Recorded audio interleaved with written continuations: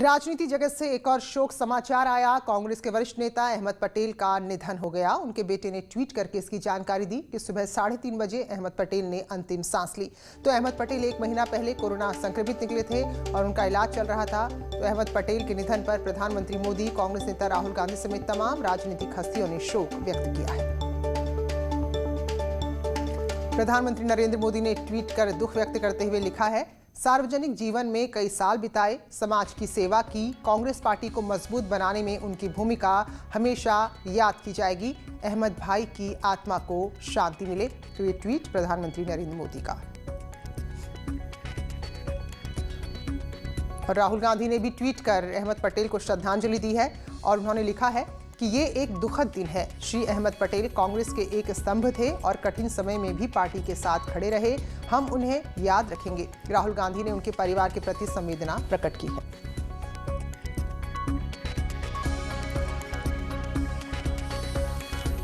और प्रियंका गांधी ने भी ट्वीट कर श्रद्धांजलि दी है और प्रियंका गांधी ने लिखा है, अहमद जी न केवल एक बुद्धिमान और अनुभवी सहकर्मी थे जिनसे मैं लगातार सलाह परामर्श के लिए मुखातिब थी, वो एक ऐसे दोस्त थे जो हम सभी के साथ खड़े रहे, दृढ़, निष्ठावान और अंत तक भरोसेमंद रहे। उनका निधन एक विशाल शून्य छोड़ देता है। उनकी आत्मा को शांति मिले। और मायावती ने भी ट्वीट करके लिखा है, वरिष्ठ कांग्रेसी नेता और देश की राजनीति का जाना पहचाना नाम श्री अहमद पटेल के आज सुबह निधन की खबर से अति दुखी हूं। उनके परिवार और मित्रों के प्रति मेरी संवेदना। उनका व्यक्तित्व बहुत ही सादा और काफी मिलनसार था।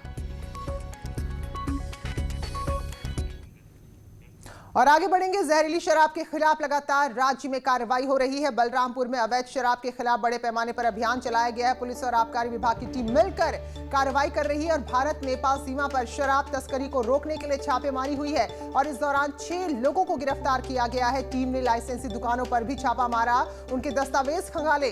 जिलाधिकारी ने बताया कि अवैध शराब बनाने वालों के खिलाफ जो कार्रवाई है वो आगे भी जारी रहेगी और ऐसा नहीं कि लाइसेंसी दुकान वालों को बख्शा जाएगा, वहां भी चेकिंग हो रही है कि कहीं नियमों के खिलाफ तो कोई काम नहीं हो रहा। जिस तरह से हालिया दिनों में जहरीली शराब ने कई लोगों की जान ली, उसके बाद ताबड़तोड़ कार्रवाई जारी है। इसमें एसडीएम, सीओज और एक्साइज की टीम बना के चेकिंग कराई जा रही है।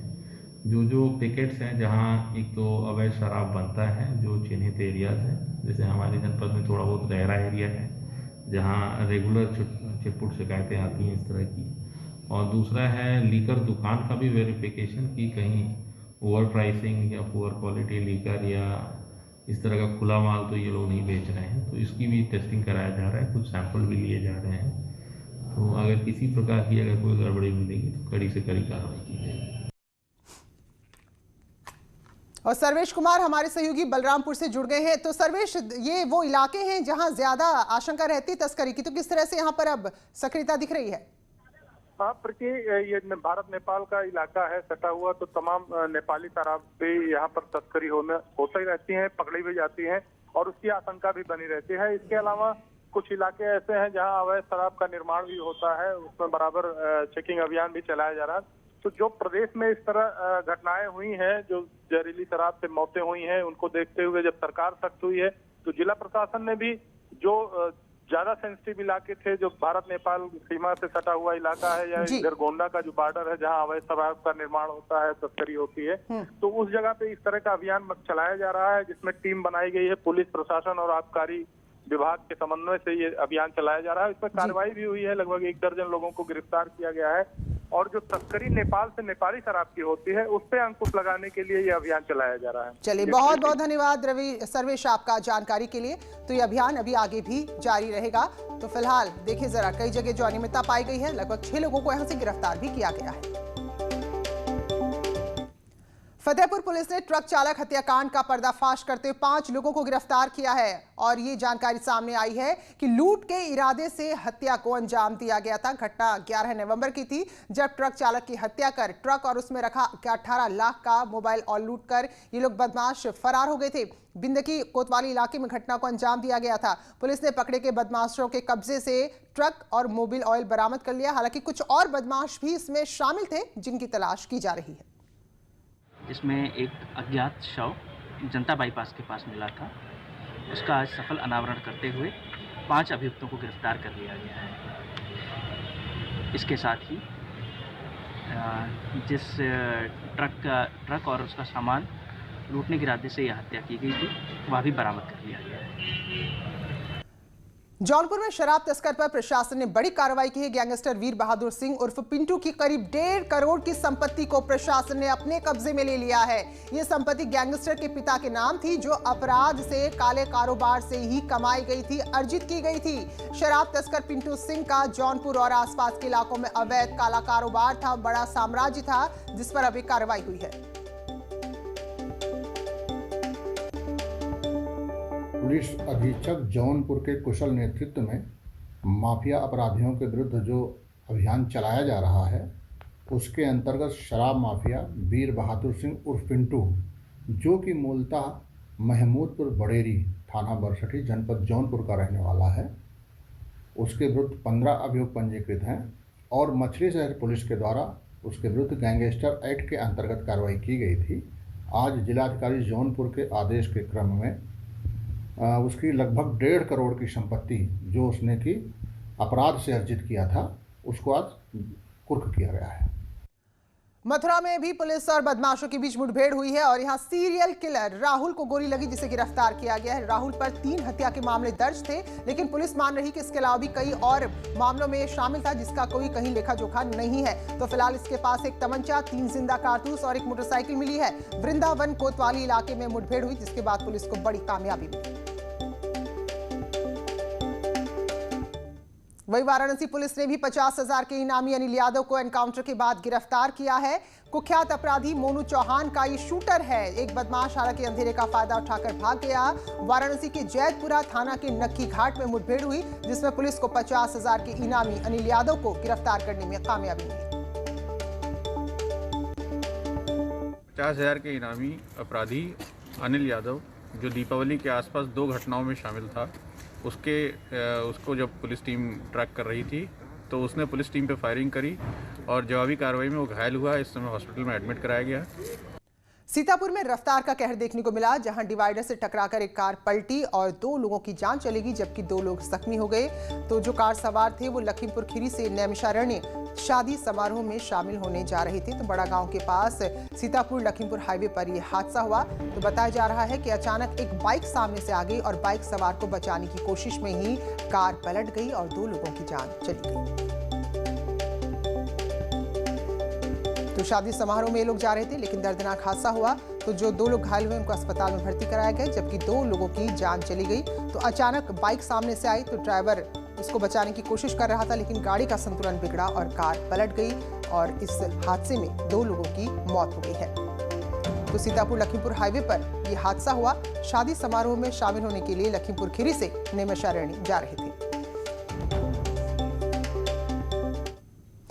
लखनऊ विश्वविद्यालय आज शताब्दी समारोह मना रहा है। उसका स्थापना दिवस है, 100 वर्ष पूरे कर लिए। इस अवसर पर शाम 4:30 बजे प्रधानमंत्री नरेंद्र मोदी वीडियो कॉन्फ्रेंसिंग के जरिए इस समारोह में शामिल होंगे। एक डाक टिकट भी यहां पर जारी होगा। भारतीय डाक विभाग द्वारा विशेष कवर स्टोरी यहां पर जारी करेंगे। साथ ही स्मारक सिक्का भी आज जारी होने जा रहा है। कार्यक्रम में मुख्यमंत्री योगी आदित्यनाथ, राज्यपाल आनंदीबेन पटेल भी रहेंगे। तो लखनऊ विश्वविद्यालय की स्थापना 1920 में हुई थी और अब इसने जब शताब्दी समारोह मना रहा है तो इसमें खुद प्रधानमंत्री नरेंद्र मोदी भी शामिल हो रहे हैं। हालांकि कोरोना की वजह से वर्चुअली वो इसमें शामिल होंगे।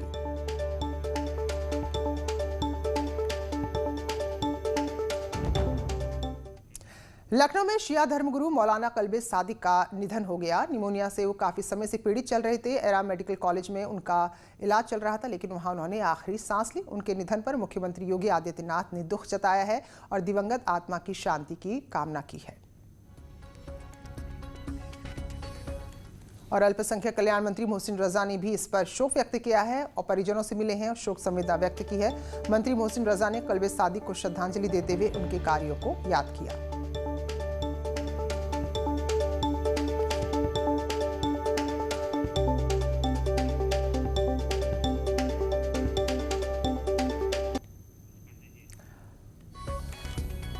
और अहमद पटेल, जिनका निधन हो गया, कांग्रेस के वरिष्ठ नेता थे। लगातार उनके निधन पर शोक व्यक्त किया जा रहा है। अब गृह मंत्री अमित शाह का भी ट्वीट आया है। उन्होंने लिखा है, कांग्रेस पार्टी के वरिष्ठ नेता अहमद पटेल जी के निधन की सूचना अत्यंत दुखद है। अहमद पटेल जी का कांग्रेस पार्टी और सार्वजनिक जीवन में बड़ा योगदान रहा है। मैं दुख की इस घड़ी में उनके परिजनों और समर्थकों के प्रति अपनी संवेदना व्यक्त करता हूं। ईश्वर दिवंगत आत्मा को शांति प्रदान करे। और जेपी नड्डा का भी ट्वीट आया है। उन्होंने लिखा है, दिग्गज कांग्रेसी नेता श्री अहमद पटेल जी के निधन की खबर दुखद है। दुख की इस घड़ी में मैं परिवार के सदस्यों और उनके समर्थकों को दुख सहने की शक्ति देने की प्रार्थना करता हूं। ओम शांति।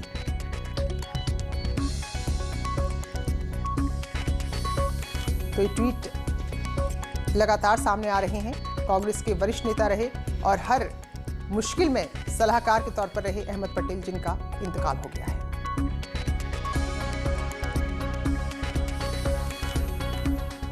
तो फिलहाल हम सबके लिए जरूरी है कोरोना काल में कि अपनी सेहत का ध्यान रखें और हेल्दी रहने के लिए सबसे जरूरी है दूध, शरीर में क्वालिटी प्रोटीन और कैल्शियम, और इसके लिए जरूरी है एक अच्छा दूध। तो पीजिए हर रोज 1 गिलास अमूल दूध। घर में रहिए, सुरक्षित रहिए, हेल्दी रहिए। सभी का तो कोरोना एक बार फिर से लौटा, या कहें कि कोरोना एक बार फिर से तेजी से बढ़ रहा है। मरीजों की संख्या बढ़ रही है। इन सब के बीच लखनऊ से एक अच्छी तस्वीर सामने आई है, जहां किन्नरों ने कोरोना को लेकर लोगों को जागरूक करने का बीड़ा उठाया है। जरा गौर से सुनिए इनकी अपील। सभी से अनुरोध करती हूँ कि सीट बेल्ट लगाइए और मास्क। ये है कोरोना के खिलाफ किन्नरों का जागरूकता अभियान। लखनऊ में ये किन्नर दे रहे हैं ट्रैफिक नियमों का पालन करने का संदेश। देश में कोरोना के आंकड़े तेजी से बढ़ते जा रहे हैं। इन हालात में कोरोना के खिलाफ अब किन्नरों ने भी छेड़ दी है मुहिम। किन्नरों की ये टीम निकल पड़ी है लखनऊ की सड़कों पर। हाथ में है पोस्टर, पैम्पलेट और माइक। देखिए, इन किन्नरों ने मास्क पहन रखा है और रेड लाइट पर जैसे ही ट्रैफिक रुकता है, ये लोगों से मास्क पहनने की अपील करने लगते हैं। लगातार इनकी तरफ से अनाउंस किया जा रहा है। पुलिस के लोग भी यहाँ मौजूद हैं। ये खुद इन लोगों को जागरूक कर रहे हैं। आप देखिए चौराहे पर जो किन्नर समाज के लोग हैं वो देखिए बाकायदा खुद मास्क लगाए हैं और माइक से अनाउंस करते हैं कि किस तरह आप सीट बेल्ट लगाइए, मास्क लगाइए। सीट बेल्ट की देखिए अनाउंस किया जा रहा है इनकी तरफ से। तो लगातार इनकी तरफ से इनको जागरूक किया जा रहा है। ये खुद मास्क लगाए हैं, लोगों को दुआ भी दे रहे हैं। तो ये तैयारी है कि लखनऊ के किन्नर समाज ने चौराहों की जिम्मेदारी ले ली है। अब देखिए कैसे ये किन्नर ट्रैफिक नियमों का पालन करने की अपील कर रहे हैं। अगर पायलट की तरह गाड़ी चला रहे हो तो पायलट की तरह सेफ्टी भी चाहिए। तेरी गाड़ी में ऑक्सीजन मास्क नहीं है, सीट के नीचे लाइफ जैकेट नहीं है, पर सीट बेल्ट तो है ना, लगाया क्यों नहीं रे? देखा आपने कैसे इन किन्नरों ने एक्टिंग करते हुए लोगों से सीट बेल्ट पहनने की अपील की। अपनी बॉयफ्रेंड को बोलना सीट बेल्ट ऐसे पहनने को। इन्होंने संदेश दिया है कि कोई घर पर आपका इंतजार कर रहा है, इसीलिए घर सुरक्षित पहुंचना है तो ट्रैफिक नियमों का पालन करना जरूरी है। किन्नर के जरिए लोगों को जागरूक करने की अनूठी पहल लखनऊ पुलिस और परिवहन विभाग की तरफ से की गई है। इनका कहना है कि ये कोरोना के खिलाफ जंग में पीएम मोदी की अपील को जन आंदोलन का रूप देने में मदद करना चाहते हैं, क्योंकि जब आप सुरक्षित रहेंगे तभी देश सुरक्षित रहेगा। न्यूज़ 18 के लिए लखनऊ से अजीत सिंह की रिपोर्ट। इस बुलेटिन में फिलहाल इतना ही, लेकिन ब्रेक के बाद देखना ना भूलिए उत्तराखंड के बुलेटिन में कि कैसे पूरे राज्य भर में आज बूढ़ी दिवाली और इगास का पर्व मनाया जा रहा है।